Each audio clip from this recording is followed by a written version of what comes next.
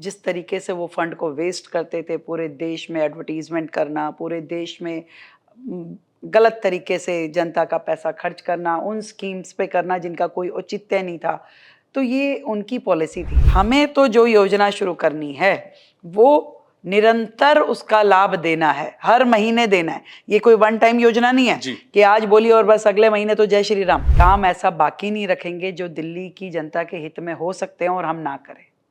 हर segment पे काम होगा, हर तरीके से काम होगा और पूरी निष्ठा और समर्पण के साथ होगा। अगर अगले 5 साल का हम एजेंडा देखें तो आपको दिल्ली कैसी दिखाई दे रही है? बेहतर, खूबसूरत और प्रगतिशील।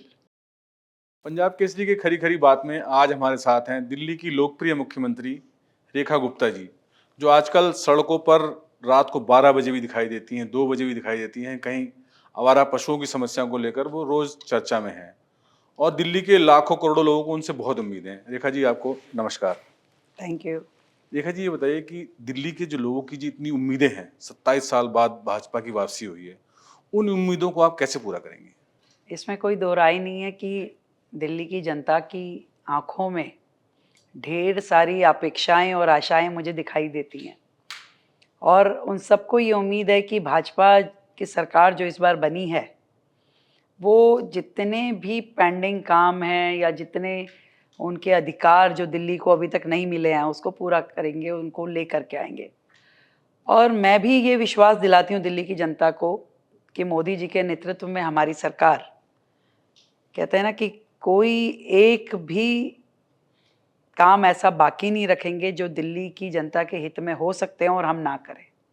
हर सेगमेंट पे काम होगा, हर तरीके से काम होगा और पूरी निष्ठा और समर्पण के साथ होगा।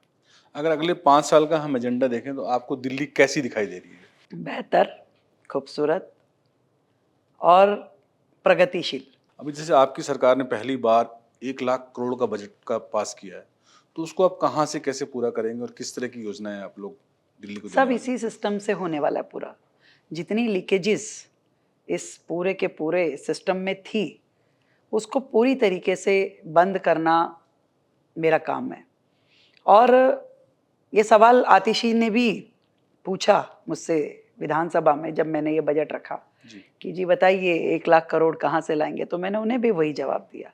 मैं कहा ये जितने जो आप लोगों के कर्म थे, जो भ्रष्टाचार में पाइपलाइन लगा करके अपने घर तक लेके जाते थे, वहाँ लीकेज को बंद करेंगे। वो सारा राजस्व में रहेगा काम और जनता के विकास के लिए काम आएगा। और हर साल जिस तरीके से वो फंड को वेस्ट करते थे, पूरे देश में एडवर्टीजमेंट करना, पूरे देश में गलत तरीके से जनता का पैसा खर्च करना, उन स्कीम्स पे करना जिनका कोई औचित्य नहीं था, तो ये उनकी पॉलिसी थी। अब मैं एग्जांपल लेती हूँ।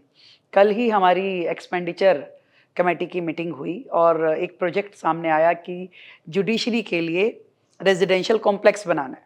हमें ठीक है जी, हमने तो बजट रखा था, बजट में कि जी ठीक है हम दे देते हैं, पर ये बताइए कि ये तोड़ के, उन्होंने कहा जी तोड़ के बनेगा। तोड़ के बनेगा? कब बना था ये 2014 में बना था। अरे 2014 में जो बना था उसको 2024 में आप कह रहे हैं तोड़ के बनाएंगे, ये क्या कहानी है? तो उन्होंने कहा जी ये ना बना था नया प्रीमिसेस, इस पे 40 करोड़ खर्च हुए, पर ये बनते बनते ना इसमें क्रैक्स आ गए।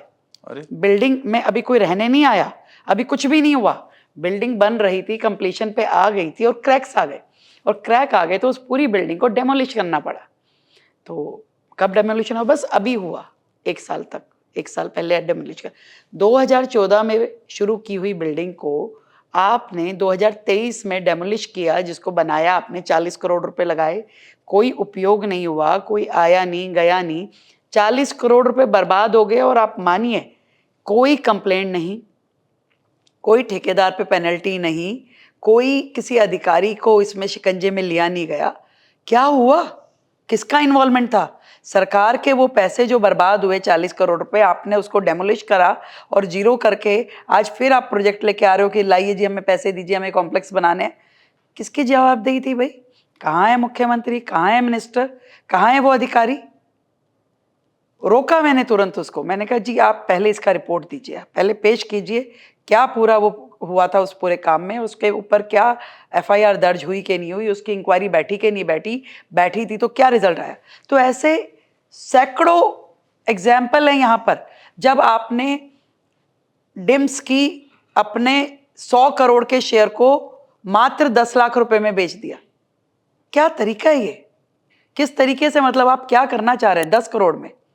तो ये सारी चीजें जो पिछली सरकार की बेईमानी के चिट्ठे थे, जब वो बंद होंगे तो बजट क्रिएट होगा। और ऊपर से डबल इंजन की सरकार है, केंद्र का पूरा असिस्टेंस है, केंद्र पोषित जितनी योजनाएं हैं उनको हम दिल्ली में लेके आएंगे, उनका उपयोग करेंगे। तो हमारे पास फंड की किसी प्रकार की कोई कमी नहीं है। इच्छा शक्ति, जैसे कहते हैं ना, नीति और नियत साफ होनी चाहिए, फंड जरूर मिलेगा। जैसे केंद्र सरकार की योजना की बात करी तो आयुष्मान का लाभ कब से मिलना शुरू हो जाएगा और कितने अभी तक? हमने आयुष्मान का लाभ जो है लोगों के बीच में लेकर के आ गए हैं। हमने उनके कार्ड बनाने शुरू कर दिए हैं। सरकार ने अभी तक 169 जो लाख है वो 1,69,000 कार्ड जो हैं वो हमने बना दिए हैं, लोगों में डिस्ट्रीब्यूट हो रहे हैं। उसके अलावा बाकी कार्ड बन रहे हैं। और जो सीनियर सिटीजन 70 साल से ऊपर के जो बुजुर्ग हैं उनके भी कार्ड हम तुरंत बनाने जा रहे हैं। पूरी दिल्ली में एक एक व्यक्ति जो 70 साल से ऊपर का है उसके कार्ड हम बना रहे हैं। तो आयुष्मान का लाभ जो है, कार्ड बनते ही वो अगले दिन से किसी भी अस्पताल में जा सकता है। अच्छा, एक बड़ा सवाल सभी के लिए है और आम आदमी पार्टी की जो विपक्ष की नेता उसको भी हमलावर रहती है कि जो 2500 रुपये वाली जो आपने गारंटी दी थी महिला सम्मान योजना, वो कब से मिलना शुरू हो जाएगा? एक अब डेडलाइन बताइए आप अपने हिसाब से।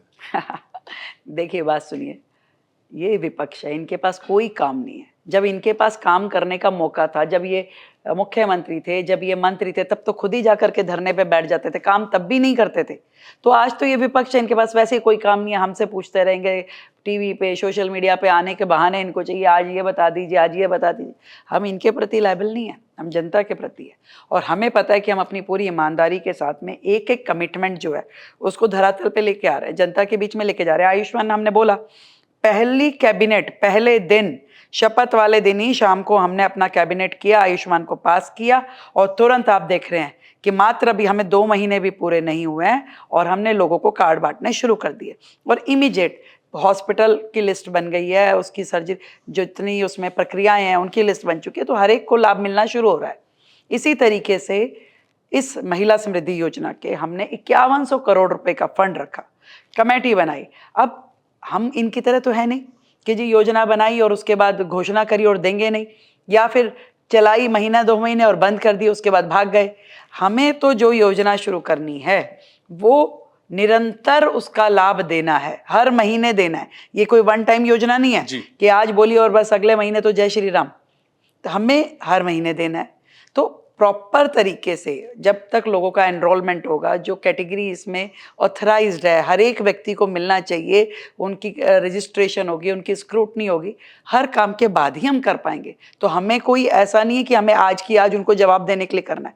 हम अपनी प्रक्रिया को पूरे किए करके हर एक व्यक्ति जो इसकी एलिजिबिलिटी में आएगा उसको लेने के बाद ही पूरा करेंगे। अच्छा, एक बड़ा सवाल उसको लेकर आप लोग सत्ता में भी आप लोगों को आने का मौका, आबकारी का जो मामला था, जो इन्होंने शराब नीति जो बनाई थी उसमें बड़ा भ्रष्टाचार हुआ, तो उस पर आप लोगों ने इन्वेस्टिगेशन भी कराई है, विजिलेंस भी, क्या तक पहुंचे आप लोग? देखिए, वो सारे काम तो एजेंसीज अपना कर रही हैं। हमारा काम ये है कि आज वर्तमान की सरकार के द्वारा जो प्रशासन है वो बिल्कुल पारदर्शी हो, ट्रांसपेरेंट हो और करप्शन फ्री हो।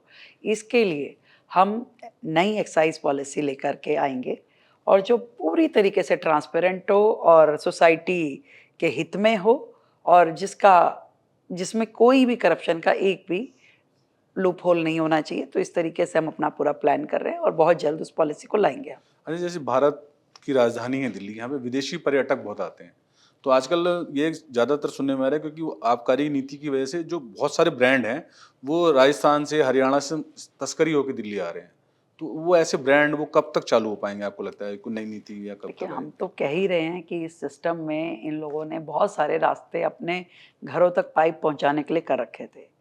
अब हम अलग अलग राज्यों की पॉलिसीज़ को स्टडी कर रहे हैं कि जिसमें राज्य का भी हित हो और जनता का भी हित हो।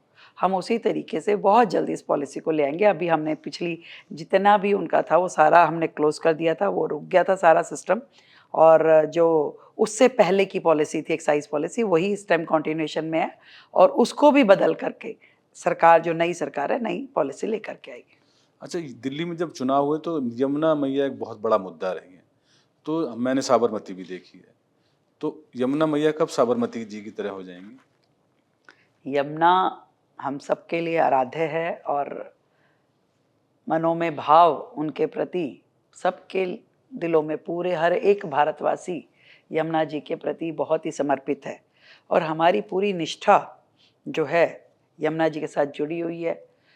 इस काम को मैं यदि शब्दों में परिभाषित करूं तो पिछली सरकार ने यमुना सफाई के लिए यह भी नहीं शुरू किया था कि पहला अक्षर, पहला कदम ही उठाया हो। इतना सा भी 0.1% भी उन्होंने काम यमुना की सफाई के लिए नहीं किया। आज हमने इसका पूरा प्रोजेक्ट बना करके कैसे यमुना साफ होगी। आज 22 बड़े बड़े नाले जो यमुना जी में एज इट इज जाके गिर रहे थे, कैसे यमुना साफ होगी भाई। आज हर 15 दिन में हम जा करके उन नालों पे खड़े होते हैं, बड़ी बड़ी मशीनरी हमने लगा दी, टाइम बाउंड उनको हमने प्रोजेक्ट दे दिया कि आपको इतना सिल्ट इसमें से निकल जाना चाहिए, इस तारीख को हमें ये ड्रेन जो है बिल्कुल खाली दिखनी चाहिए, इतना हो जाना चाहिए। हर विभाग के पास जो काम, नालों की सफाई से लेके एसटीपीज को रिपेयर करना, डिसेंट्रलाइज एसटीपीज को बनाना। कल ही मैंने 3000 करोड़ के एसटीपीज और सीवर लाइंस उनको सैंक्शन किया है कि अब वो बनने शुरू हों। आप यमुना कोई एक दिन और एक वाक्य से साफ नहीं होने वाली। जितने नाले यमुना जी में गिरते हैं उनको क्लीन करके वो साफ पानी के स्तर तक लेके आना पड़ेगा, तब जाके वो यमुना में गिरें। ये काम हमें करना पड़ेगा। यमुना में जो फ्लोटिंग मटेरियल है वो कम हो, यमुना में फ्रेश वाटर आए ताकि वो रीजनरेट हो पाए। कोई भी नदी वो तब तक पनप नहीं सकती जब तक कि आप उसमें और फ्रेश वाटर नहीं डालोगे। आज सारा पानी तो पीने के लिए निकाल लिया जाता है जितना आपको मिलता है, यमुना में हम छोड़ते क्या है? केवल नाले का पानी। पानी साफ कहां से आएगा? आप देखिए, केंद्र से लेकर दिल्ली सरकार तक इस समय सबकी मंशा में एक ही चीज है कि यमुना को हमें साफ करना है और उस पर पूरी ताकत लगा के जितने भी सेगमेंट पे उस पर काम होना चाहिए उन सब कामों के लिए सरकार लग चुकी है और लगातार उसको फॉलोअप कर रही है। देखिए जी, आजकल जो है विपक्ष दो बातों को लेकर दिल्ली में काफी चर्चा है और हमलावर भी है आप पे। एक तो जो स्कूलों में फ्री वृद्धि का मुद्दा और एक जो बिजली गुल होने का मुद्दा है कि बिजली जा रही है, ऐसा उनका देखिए, आरोप है। मुद्दे होते नहीं है, बनाए जाते हैं जी, ठीक है। बिजली, अगर आतिशी अपने घर में सारी लाइटें बंद करके कैंडल लगा के बैठ जाए तो इसका मतलब ये नहीं है कि बिजली चली गई है। आप दिखाइए कहाँ कंप्लेंट थी, आप दिखाइए आपने किसको बुलाया, कहाँ पे दर्ज कराई अपनी रिपोर्ट, कुछ भी नहीं। आज जो पावर कट वो बोल रहे हैं कहीं है ही नहीं, गोस्ट पावर कट। जो ग्रिड की सफाई के दौरान मान लीजिए कोई जेन्युइनली इन्फॉर्म करके किया जाता है, that is not power cut. आप बता करके किसी को कह रहे हैं कि भाई आधा घंटा जाएगी, इस ग्रिड पे मेंटेनेंस वर्क चल रहा है, इस ग्रिड पे ये काम चल रहा है, तो जनता को बता के अनाउंस होता है। और बिना बताए किसी भी प्रकार से कोई लाइट जो पिछली सरकारों में जाती थी उससे कहीं गुना कम ही जा रही है, फालतू नहीं जा रही है। तो जो रूटीन वर्क है केवल उतना हो रहा है, कोई किसी प्रकार का पावर कट नहीं हो रहा। जो बिजली जितनी हमारे पास बनती है वो पूरी तरीके से डिस्ट्रीब्यूट हो रही है और जनता में किसी प्रकार की कोई कंप्लेंट नहीं है। केवल ये लोग कंप्लेंट क्रिएट कर रहे हैं। और जहाँ तक रही फीस की बात, जेन्युइनली दिल्ली के बहुत सारे स्कूल हर बार जब एडमिशन प्रोसेस होता है तो उनकी चाहत रहती है कि हम फीस बढ़ा लें और वो अपनी कोशिशें कर रहे हैं, पर दिल्ली सरकार का सपोर्ट इस मद में इतना सा भी किसी भी स्कूल के साथ नहीं है। जिन जिन स्कूलों ने इस प्रकार की गुस्ताखी बच्चों के साथ या पेरेंट्स के साथ की, हमने तुरंत उनको नोटिस सर्वे किया। हमने यहाँ तक कि आप देखें कि हमने पहली बार डीएम और एसडीएम स्कूलों में जाकर के हमने भेजा और ताकि वो जितने भी हैं अपने अकाउंट्स यहाँ सरकार के पास जमा करें। कहाँ जमा कराते थे? आपके 1670 प्राइवेट स्कूल्स हैं, कोई आता था यहाँ पे? कितने स्कूलों ने पहले जमा कराए? पिछली सरकार का रिकॉर्ड निकालिए। हमारे ये अधिकारियों के भेजने के कारण से उनके मन में भय हुआ कि अब आपको छोड़ा नहीं जाएगा अगर आपने किसी भी प्रकार से गलत किया। और देखिए कल कोर्ट के आपने देखा कि कोर्ट को ने भी किस तरीके से स्कूल को लताड़ लगाई। इससे पहले जब डीपीएस के विरोध में ये लोग कोर्ट गए थे इनकी सरकार, तो तब कोर्ट ने इनको झाड़ लगाई थी। आज देखिए किस तरीके से परिस्थितियां बदली है कि जिस तैयारी के साथ हम कोर्ट में गए, हमारे डीएम की रिपोर्ट को उन्होंने आधार माना और कहा कि बिल्कुल ठीक बात है, सरकार ठीक कर रही है और स्कूल गलत कर रहा है। कोर्ट ने उनको कहा कि आपको क्यों ना बंद कर दिया जाए। तो ये किसकी मेहनत है भाई, किसके आदेश हैं?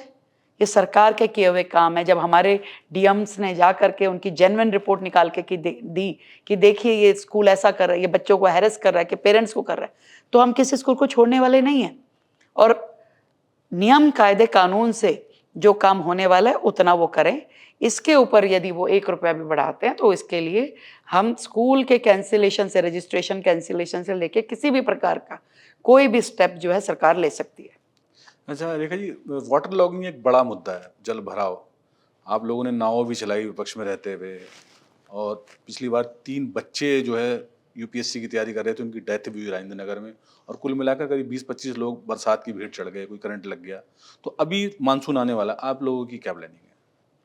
पूरी तैयारी हम लोग कर रहे हैं, और जितने गड्ढे इन लोगों ने इस पूरे सिस्टम में कर रखे हैं उनको भरने की हमारी पूरी ताकत लगा के चीज़ें चल रही हैं। और बड़ा टाइम बाउंड और अकाउंटेबिलिटी के साथ अफसरों को हम पूरा आदेश दे रहे हैं कि ये वाटर लॉगिंग के आइडेंटिफाइड पॉइंट्स पे काम किया जाए, और लगातार फॉलोअप हमारे मंत्रियों के माध्यम से, हमारे विधायकों के माध्यम से, और मैं स्वयं भी हर जगह हमने आइडेंटिफाइड करके हैं पॉइंट्स, और उनके ऊपर काम लगातार चल रहा है।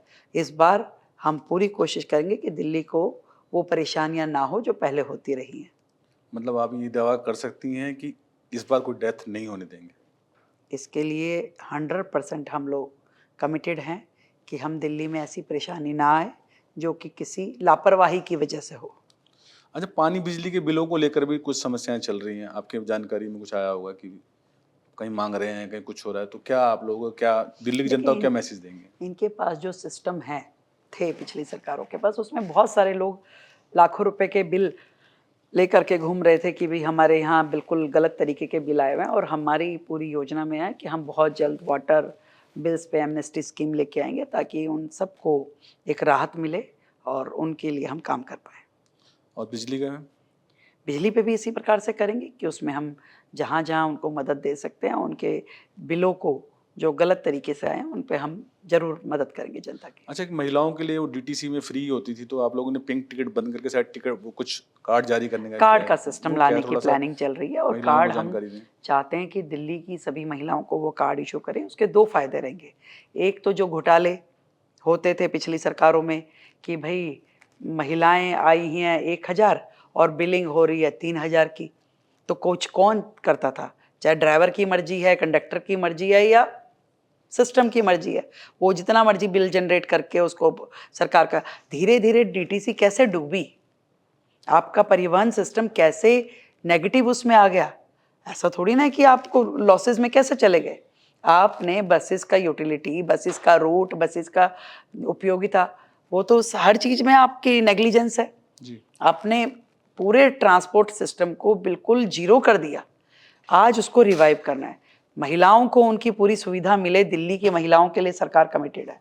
हम उन्हें सुविधा देंगे, ना उनको कोई टिकट खरीदने की आवश्यकता है, ना किसी के हाथ जोड़ने की आवश्यकता है। वो अपना कार्ड स्वाइप करें और जितनी बार मर्जी बसों में घूमें। तो ये एक ऐसा सिस्टम होगा जो ट्रांसपेरेंट होगा। जितने लोग जाएंगे बस में उतना ही टिकट कटेगा। कोई फालतू ना बिलिंग कर सकता, ना अकाउंटिंग कर सकता। जब प्रदूषण एक दिल्ली के लिए बहुत बड़ा सिरदर्द हो चुका है, अब फिर आ रहा है, पराली भी जलेगी, कैसे होगा? तो उसके लेके आपने क्या विजन है आपकी सरकार का? सरकार इतना कुछ करने के लिए छोड़ के गई हुई है क्योंकि उन्होंने किसी पे कुछ किया ही नहीं। जैसा यमुना पे उनका मामला था वैसा ही एयर पॉल्यूशन पे था। वो तो ऐसे लोग थे कि काम करो ना करो, काम की फिक्र करो, और फिक्र करना करो, फिक्र का जिक्र करो। बस हमें फिक्र हो रही है, हमें फिक्र हो रही है। वो ऐसे लोग थे। उन्होंने किया क्या पॉल्यूशन के लिए, आप बताइए मुझे। आप तो खुद इतने बड़े पत्रकार हैं, आपने सिस्टम में देखा होगा। पॉल्यूशन भारत में, दिल्ली में इतना अधिक है, मतलब पूरे वर्ल्ड में नंबर 1 सिटी पॉल्यूशन में है। ठीक है, आप पूछिए पिछली सरकार ने क्या किया। उन्होंने कहा जी हम तो पराली के लिए दवाई बनाएंगे। उसकी एडवर्टीजमेंट में 25 करोड़ रुपए खर्च कर दिए। दवाई बनी? कहीं डली? कुछ उपयोग हुआ? जीरो। बनी ही नहीं दवाई, और उस पर 25 करोड़ हम दवाई बनाएंगे, हम दे देंगे। फिर दूसरा काम उन्होंने किया जी, एक स्मोक टावर लगा दिया। अच्छा, एक स्मोक टावर पूरी दिल्ली के लिए, चलिए लगा दिया, कोई बात नहीं। उस पर खर्चा कितना हुआ और उस पर एडवर्टीजमेंट कितनी हुई, और वो साल भर भी चला नहीं, वो बंद पड़ा हुआ है अगले 6 महीने के बाद ही। तो वो सरकार थी जिसने एयर पोल्यूशन पे वो काम करके दिल्ली हमें हमारे हाथों में दी। वो करते तो आप आते कहाँ से? हाँ, यही हम कह रहे हैं। अब हमारे पास करने के लिए इतना कुछ है। जब हमने इसका पूरा का पूरा प्लान बनाया, इसका एक्शन मोड पे कि क्या काम इसमें होना चाहिए, हमें समझ में आया कि भाई इसमें जो कंपोनेंट है वो कंपोनेंट डस्ट कंपोनेंट भी है, वो आपका व्हीकलर पॉल्यूशन भी है कि जो आपके पब्लिक व्हीकल से, प्राइवेट व्हीकल से जो पोल्यूशन होता है। तो आज हम ईवी बसेस और लेकर के आ रहे हैं। आज हम ईवी पॉलिसी को लोगों के बीच में और ज़्यादा पॉपुलर करने के लिए ग्रांट दे रहे हैं। आपको मैं बताती हूँ, ईवी पॉलिसी में इन लोगों ने अपने बजट में पैसा क्रिएट किया कि जी 200 करोड़ रुपए हम रख रहे हैं, हम नया स्कूटर कोई खरीदेगा तो पैसे देंगे, नई गाड़ी ईवी की कोई खरीदेगा तो पैसे देंगे। 1 रुपया भी नहीं दिया। मजेदार बात, 1 रुपया भी। तो किसी ने अप्लाई नहीं किया या किसी ने लिया ही नहीं? अप्लाई नहीं करना होता जी, ये ऑटोमेटिक होता है कि आपने इलेक्ट्रिक व्हीकल लिया तो हमारी ओर से, सरकार की ओर से परचेज पर ही हम दे देते हैं। ओके, अप्लाई करने की जरूरत नहीं है। किसी ने परचेज रोड टैक्स और बाकी टैक्सेस माफ हो जाते हैं और आप सब्सिडी जो उनके लिए सोचते हैं हाथ की हाथ आप दे देते हैं। जी, 1 रुपया दिया ही नहीं तो आप क्या क्या कर रहे थे भाई? आज हमने उसको रिवाइव करके कि भाई हमें देना है, हम इस कैटेगरी में ऐसे देंगे, हम उस पर पूरा वर्कआउट कर रहे हैं। आप डस्ट पार्टिकल्स के लिए आप साल में 2 महीने केवल सर्दियों के, अब वो स्मोक गन्स जो चलती थी गाड़ियां, वो या स्प्रिंकलर कहीं कहीं दिखते थे कि पानी छिड़का जा रहा है, केवल 2 महीने। क्या पोल्यूशन 2 महीने की कहानी है? 12 महीने पोल्यूशन होता है सर, 12 महीने। बारिश का छोड़ दीजिए 1 महीना, 12 महीने का काम है। अब हमने योजना बनाई है कि भाई दिल्ली सरकार की ओर से कम 1000 वाटर स्प्रिंकलर साल भर बारिश का सीजन छोड़ के चलेंगे सड़कों पे। हर वार्ड में कम से कम, पूरी के पूरे उसमें 250 वार्ड है, 4 तो हो गए 1000। ये हमने पहली बार हमने बनाया है और वो उसको इम्प्लीमेंटेशन का पूरा तैयारी कर दी है। उसके लिए बजट क्रिएट कर दिया, उसके लिए मशीनरी क्रिएट कर दी कि बिल्कुल लेटेस्ट टेक्नोलॉजी की मशीनरी, जो स्प्रिंकलर्स होंगे, जो स्मोक गन्स होंगी, जो स्वीपिंग मशीन्स होंगी, और ये पूरी दिल्ली के लिए इतनी विधानसभा पे इतनी मशीनें, इतने वार्ड पे इतना स्प्रिंकलर्स, हर चीज 12 महीने का। ये सोच हमारी, हम करने वाले हैं। पूरी दिल्ली में इलेक्ट्रिकल पोल्स पे आपके मिस्ट लग जाए ताकि ऑटोमेटिकली आपका जो पोल्यूशन है, डस्ट पार्टिकल जो उड़ते हैं वो रुक जाए। इसका हमारा पूरे तैयारी हो रही है।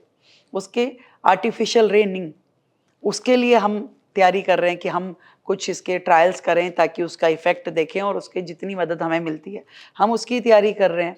जो ग्रे एरिया पूरी दिल्ली में है वहाँ पे प्लांटेशन हो, 70 लाख पौधे लगे इस बार के सीज़न में, और हम पूरी सोसाइटी को, हर इंस्टीट्यूशन को, एजुकेशनल इंस्टीट्यूशन को, सबको जोड़ें, पर्यावरण रक्षक बना करके उन सबसे काम लें। क्योंकि ये एक सरकारों के काम नहीं है, सिर्फ पूरी सोसाइटी को ये अवेयर करना पड़ेगा भाई कि ये जो पॉल्यूशन है ये हम सब के लिए एक बहुत ही डेंजरस जोन है और सबको काम करना पड़ेगा। अच्छा, एक पूर्व मुख्यमंत्री ने जो केजरीवाल जी थे, उन्होंने एक शीश महल बनाया था, आपने उसमें जाने से मना कर दिया। उस शीश महल को लेकर क्या प्लानिंग है? काम, मैंने कहा ना, काम बहुत है हमारे पास में। तो शीश महल भी एक सफ़ेद हाथी है हमारे यहाँ पे खड़ा हुआ कि भाई इसका क्या करना है। तो हम यही सोच रहे हैं कि भाई कैसे अधिक से अधिक रेवेन्यू उसके माध्यम से मिले और सरकारी खजाने में पहुंचे ताकि जनता को हम उसका लाभ दे पाए। क्योंकि अल्टीमेटली तो जनता के खून पसीने की कमाई थी जिसका उपयोग उन्होंने अपने यहाँ किया, लाखों रुपए के पर्दे लगा लगा के। तो अब उसका उपयोग हम समझ रहे हैं कि बेहतरी से कैसे कर सकते हैं। अरे मैम, मैं रैपिड फायर में आपसे 4-5 लोगों के बारे में पूछूंगा, एक वाक्य में अगर जवाब देने की कोशिश करेंगे तो जरा अच्छा लगेगा। ये सही है रैपिड फायर में नहीं, आप दे दोगे, फिर कोई नाराज हो जाएगा। नहीं, कोई नाराज नहीं होगा। जिनको नाराज होना है वो होते ही रहते हैं। प्रधानमंत्री नरेंद्र मोदी जी, संत, एक देशभक्त संत, जिन्होंने अपने पूरे जीवन का एक ही लक्ष्य बना रखा है कि भारत कैसे प्रगति करे। गृह मंत्री अमित शाह जी, फायर ब्रांड नेता, पूरा ऐसे जो कि डेयरिंग हैं, जो एक निर्णय लेते हैं तो वो उनकी गूंज, उनकी आवाज़ पूरे देश में जाती है। जेपी नड्डा जी। बहुत ही सौम्य पर्सनैलिटी, संगठनात्मक उनकी कैपेबिलिटीज़ का कोई जवाब नहीं है। पूरे देश के हर कार्यकर्ता से उनका भावनात्मक संबंध है। अरविंद केजरीवाल जी। अब बोल दीजिए। क्या ही बोले उनके लिए। उन्होंने दिल्ली को बर्बाद करने में कोई कसर नहीं छोड़ी। खड़ाऊ मुख्यमंत्री आतिशी जी। केजरीवाल की राह पे चलेंगी तो उनका हश्र भी वही होगा जो उनका हुआ। मैम आखिरी में दिल्ली के लोगों को एक मैसेज दें आप पंजाब केसरी के माध्यम से कि उनकी उम्मीदें कब से पूरी शुरू है, कब से उनको दिखने को मिल जाएगा? देखिए, दिखने को तो दिल्ली को मिल रहा है और मैं रोज़ जब मेरी नज़र पड़ती है मोबाइल पे तो लोग लिखते हैं अलग-अलग उसमें कि दिल्ली बदल रही है, दिल्ली बदल रही है। आज एक कनेक्टिविटी सरकार की और लोगों के बीच में हो पा रही है और लोग, जहाँ मैं जाती हूँ लोगों को लगता है कि यस अब होगा और हम उसी उनकी आस को पूरा करने में लगे हैं। Yes, we will do it.